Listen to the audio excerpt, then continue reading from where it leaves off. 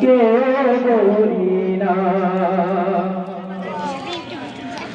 তোমার নাম শুনিলাম এই চোখ দেখলাম না তোমার নাম শুনিলাম এই চোখ দেখলাম না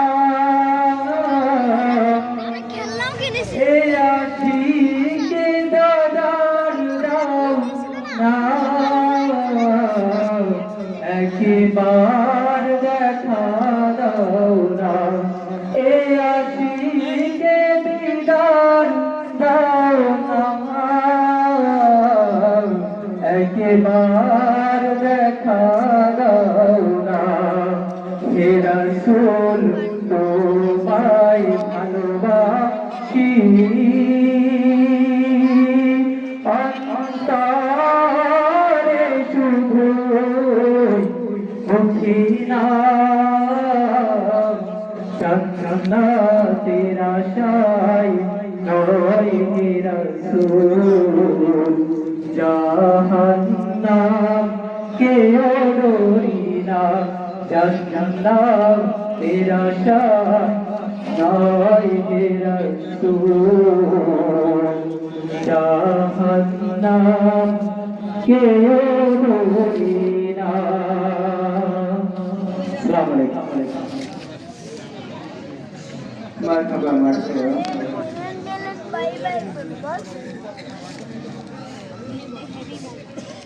সম্মানিত হাজির, আসসালামু আলাইকুম ওয়া রাহমাতুল্লাহ। আমাদের ইতিমধ্যে আমাদের দুটো পর্ব শেষ হয়েছে। একটা হচ্ছে আমাদের ক্রীড়া প্রতিযোগিতা এবং গজল প্রতিযোগিতার যে অনুষ্ঠান ছিল, আপনারা সবাই অবগত আছেন, ইতিমধ্যে সেটা সম্পন্ন হয়েছে। কিছুক্ষণ আগে মসজিদ থেকে ঈশা পর্যন্ত আমাদের ইমাম সাহেব বয়ান করেছেন, আর এখন বয়ান করবেন আমাদের আপনাদের সেই আকর্ষণীয় ব্যক্তিত্ব, যার শোনার জন্য আপনারা অত্যন্ত আকাঙ্ক্ষিত এবং উদ্গ্রীব হয়ে বসে আছেন। আমাদের হাফেজ মাওলানা মুফতি নুরুল্লাহ আব্বাসী মনিরামপুর আমাদের এখানের একসময় খতিব ইমাম ছিলেন। আপনারা মেহেরবানি করে যারা রাস্তায় এখনো ঘোরাফেরা করছেন, আপনাদের বিনীত ভাবে আপনাদের পায়ে হাত রেখে অনুরোধ করছি, আপনারা মেহেরবানি করে স্টেজের সামনে এসে বসুন। আপনার সবার দায়িত্ব হচ্ছে যে এই সভাকে সাফল্যমণ্ডিত করা। আপনারা এত কষ্ট করে আমরা এই আয়োজন করেছি, আপনারা সহযোগিতা করেছেন। এখন সর্বশেষ সহযোগিতা হচ্ছে আপনারা মেহেরবানি করে স্টেজের সামনে যদি আপনি না আসেন, বক্তা কথা বলে মজা পায় না। এই জন্য ভাই, যারা এখনো বাইরে ঘোরাফেরা করছেন এবং রাস্তাতে ঘোরাফেরা করছেন, তাদের বিনীতভাবে অনুরোধ করছি আপনারা মঞ্চের সামনে এসে আপনারা বসুন এবং আসন গ্রহণ করুন এবং আল্লাহর কালাম থেকে যে তেলাওয়াত হবে এবং তফসির হবে, আপনারা মনোযোগ সহকারে শ্রবণ করুন। আপনাদের কাছে আবারও অনুরোধ করবো, আপনারা মেহেরবানি করে স্টেজের সামনে চলে আসুন। মেহেরবানি করে আবারও অনুরোধ করছি, স্টেজের সামনে এসে আপনারা আপনাদের আসন গ্রহণ করুন।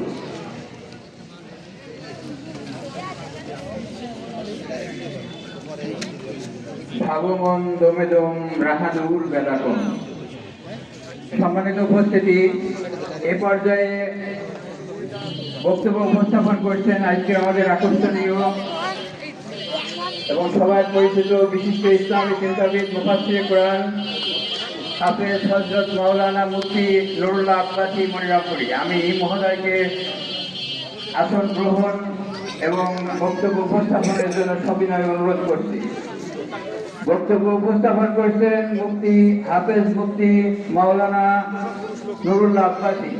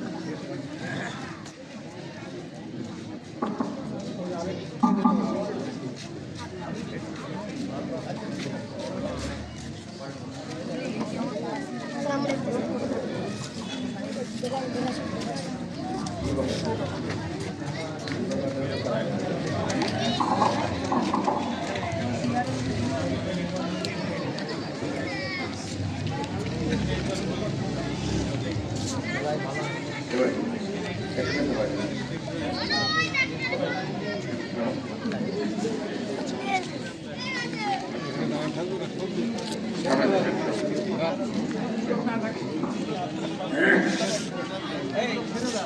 ছাত্র যারা আছে সব ছাত্রের এখানে এসে বসতে পারে একটার জন্য বাইরে সব এখানে চলে আসে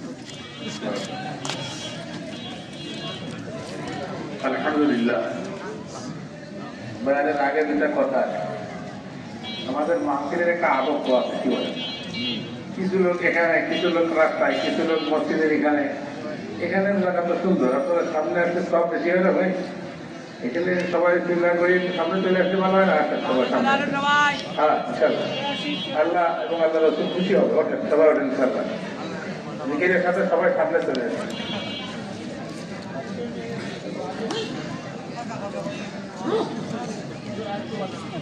আসবে উঠি সবাই উঠে যাবে কুরবানির ফল হবে ইনশাল্লাহ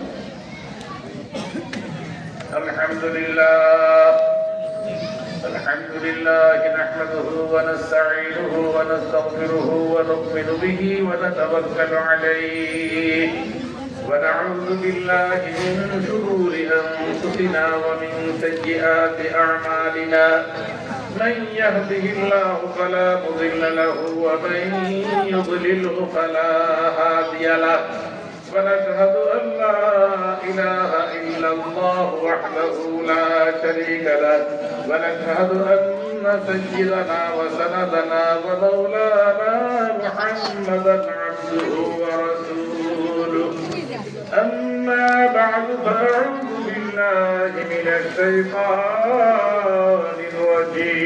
الرجيم بسم الله الرحمن الرحيم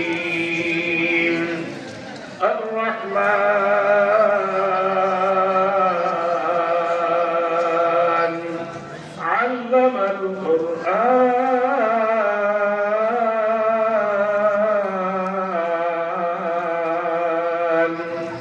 خلق الإنسان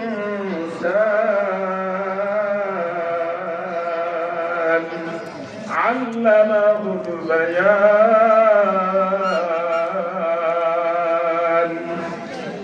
الشمس والقمر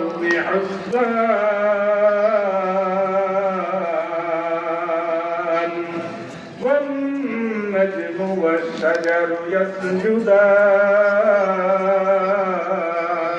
يسجدان وقال تعالى ومنهم من عاهد الله لئن آتانا من فضله لنصدقن ولنكونن من الصالحين بارك الله لنا ولكم في القرآن العظيم إن الله وملائكته يصلون على النبي يا أيها الذين آمنوا صلوا عليه وسلموا تسليما اللهم صل على محمد وعلى آل محمد اللهم صل على محمد وعلى آل محمد كما صليت على إبراهيم وعلى آل إبراهيم إنك حميد مجيد اللهم بارك على محمد وعلى آل محمد كما باركت على إبراهيم وعلى آل إبراهيم إنك حميد مجيد الحمد لله শ্রদ্ধেয় সভাপতি দিগার হযরত উলামায়ে কেরাম দূর দূরান্ত থেকে আগত সম্মানিত বিরাদার ইসলাম পর্দার আড়ালের মা ও বোনেরা বন্ধুগণ আমরা এখানে আসছি আজকে অনেক একটা আশা নিয়ে কিছু জানা বোঝার জন্য না প্রথমে যে দুঃশিক্ষা আমরা পড়লাম এই দুঃশিক্ষা পড়লে কি লাভ হয় এই লাভটা আমি আপনাদেরকে প্রথম বলে এরপরে আমি আলোচনায় যাওয়ার চেষ্টা করবো ইনশাআল্লাহ দুরূদ পড়ে সাল্লাল্লাহু আলাইহি ওয়াসাল্লাম দুরূদ না কি বলে হবে কাল কিয়ামতের ময়দানে আল্লাহ পাক আমাদের যখন হিসাব দেবেন বিচার করবেন তো দেখা যাবে অনেকে বিচারে ফেসে যাবে তাদের মামলা থাকবে, নিষ্পত্তি না হওয়ার কারণে জাহান্নাম সাব্যস্ত হবে। হবে না এরকম? হবে। তো দেখা গেল একজন লোক বিচারে আটকে গেছে, তার রায় ভালো হয়নি, তখন এই লোকটাকে যখন বাঁধে জাহান্নামে নেওয়া হবে, তখন হযরত আদম আলাইহিস সালামের নজরে আসবে যে আমার একটা সন্তান, তাকে জাহান্নামে নেওয়া হচ্ছে। কোন একটা সন্তান যদি জেলখানায় যায়, মানুষের কেমন কষ্ট লাগে? লাগে না লাগে? হযরত আদম আলাইহিস সালাম দেখবেন আমার ছেলে জাহান্নামে যাচ্ছে, ফেরেশতাদেরকে সুপারিশ করবেন, ফেরেশতা এই লোকের কি মামলা? তখন উনি বলবেন যে তার নামে বড় মামলার নিষ্পত্তি না হওয়া পর্যন্ত তার মুক্তির ব্যবস্থা হবে না। তখন হযরত নবী করিম সাল্লাল্লাহু আলাইহি সাল্লামকে খুঁজে হযরত আদম আলাইহিস সালাম বাহির করবেন, হে আমার ছেলে মুহাম্মদ সাল্লাল্লাহু আলাইহি ওয়াসাল্লাম, আল্লাহ পাক তোমাকে আজকে অনেক বড় পাওয়ার দিয়েছেন, তুমি তো দেখো আমার এই সন্তানটাকে বাঁচাইতে পারো কিনা। যেহেতু পিতা হযরত আদম আলাইহিস সালাম বলতে, এজন্য হযরত মুহাম্মদ সাল্লাল্লাহু আলাইহি ওয়াসাল্লাম সেখানে যাবেন। আপনারা কোথায় দুর্ঘটনা? তখন আদম আলাইহিস সালাম দেখবেন যে ওই দেখো ওই ছেলেটাকে বেঁধে জাহান্নামে নেওয়া হচ্ছে কঠিন আকারে। রাসূল সাল্লাল্লাহু আলাইহি ওয়াসাল্লাম সেখানে যাবেন, যে বলবেন বাবা এই লোকের কি মামলা? বলে হুজুর মামলার রিপোর্ট অনেক বড়, বলে এই লোকের মুক্তির কোনো ব্যবস্থা আছে কিনা? বলে নাই। তখন হযরত নবী করিম সাল্লাল্লাহু আলাইহি ওয়াসাল্লাম বলবেন এই লোককে একটু এখানে রাখো। বলে আল্লাহর ওয়াদা না হলে রাখতে পারবো না, আল্লাহর ওয়াদা তাই পালন করি। বলে আল্লাহকে জিজ্ঞাসা করো। তখন বলবেন মুহাম্মদ সাল্লাল্লাহু আলাইহি ওয়াসাল্লাম এটাকে রাখার জন্য বলে মুহাম্মদ সাল্লাল্লাহু আলাইহি ওয়াসাল্লাম যা বলে সেখানে শোনো, রাসূলের কথা শোনো। তখন উনি বলবেন হুজুর এবার পারমিশন এসে বলেন কি করা। তখন রাসূল বলবেন এই লোকটার আমলনামা আবারও পাল্লায় উঠাও। কি করো? আমলনামাটা আবার ওজন করো। তখন দেখা যাবে আচ্ছা আগে যে আমলনামা ওজন করা হয়েছে এর ভিতরে কোনো সমস্যা বলে মনে হয়? তাদের এরকম কিছু হয় কি বলেন না? ঠিক আছে, রাসূল সাল্লাল্লাহু আলাইহি সাল্লামের কথাই এই লোকটার আমলনামা আবারও পাল্লায় উঠানো হবে। তো আগে যেরকম হালকা হয়েছিল এবারও হালকা হবে। রাসূল সাল্লাল্লাহু আলাইহি সাল্লাম নিজের পক্ষ থেকে একটা কাগজ এই আমলনামার উপরে দিয়ে দেবেন। সাথে সাথে দেখা গেল আমলনামাটা নিচের দিকে চলে গেল ভারী হয়ে। আল্লাহ বলেন ওয়াল ওয়াজনু ইয়াউমাইযিনিল হক, সেদিন কিয়ামতের ময়দানে প্রত্যেকের আমলনামা ওজন করা হবে। যার আমলনামা ভারী হবে মুক্তির ব্যবস্থা হয়ে যাবে, নামাজের ব্যবস্থা হবে। এই তো তাই তো? এখন যখন দিল রাসূল সাল্লাল্লাহু আলাইহি সাল্লামের কাগজ দেওয়ার সাথে সাথে এই লোকটার বন্ধন খুলে দেওয়া হবে, জাহান্নাম থেকে মুক্তি হবে, জান্নাতবাসী হয়ে যাবে। রাসূল বলবেন যে বাবা তুমি এখানে থাকো, আমার হাউজে কাউসারের পাশে কাজ আছে, আমার বহু গুনাহগার উম্মতরা সেখানে আসবে, সেখানে যেতে হবে।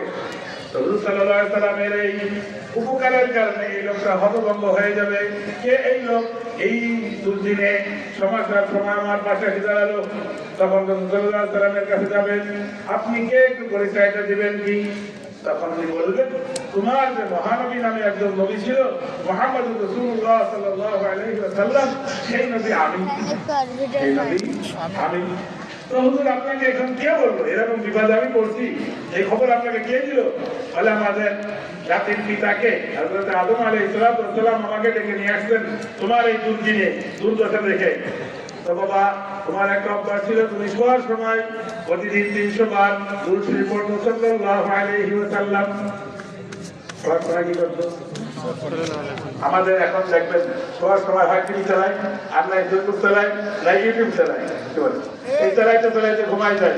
বলেন যদি ওই রাত্রে তার মৃত্যু হয়, তার যার আখিরি কালাম হবে কলেমা, আল্লাহ পাক তার নাজাতের ব্যবস্থা করবেন। যে অবস্থা আপনি ঘুমাইলেন এই অবস্থা যদি আপনার রূপ ফিরে না আসে, বলেন তো নাজাতের ব্যবস্থা হবে? হবে না। এই জন্য সাবধান ভাই, যখন তুলসী পড়ার কথা বলা হয়, কলেমা পড়ার কথা বলা হয়, তখন মুখ খুলে জবান খুলে কলেমা পড়া, তুলসী পড়া এগুলো নিজেদের আমল। এখন দেখা গেল যে এই লোকটা সামান্য একটা আমল, রাত্রে শোয়ার সময় 300 বার তুলসী পড়তো, এটা কোনো কঠিন কাজ? কি মাথায় করে বুঝা না শুয়ে বসে সাল্লাল্লাহু আলাইহি ওয়াসাল্লাম পড়তে পড়তে আপনি ঘুমাই যান। আরে বাবা তুমি যে প্রতিদিন 300 দুরূদ পড়তে এই আমলনামা আমার কাছে হিসাব আছে। আমি আজ আমলনামা উঠাই দেওয়ার কারণে তোমার নাজাতের ব্যবস্থা হয়ে গেল। সুবহানাল্লাহ ওয়া বিহামদিহি। আবার দুরূদ শরীফ আল্লাহুম্মা সাল্লি আলা اللهم صل على محمد وعلى آل محمد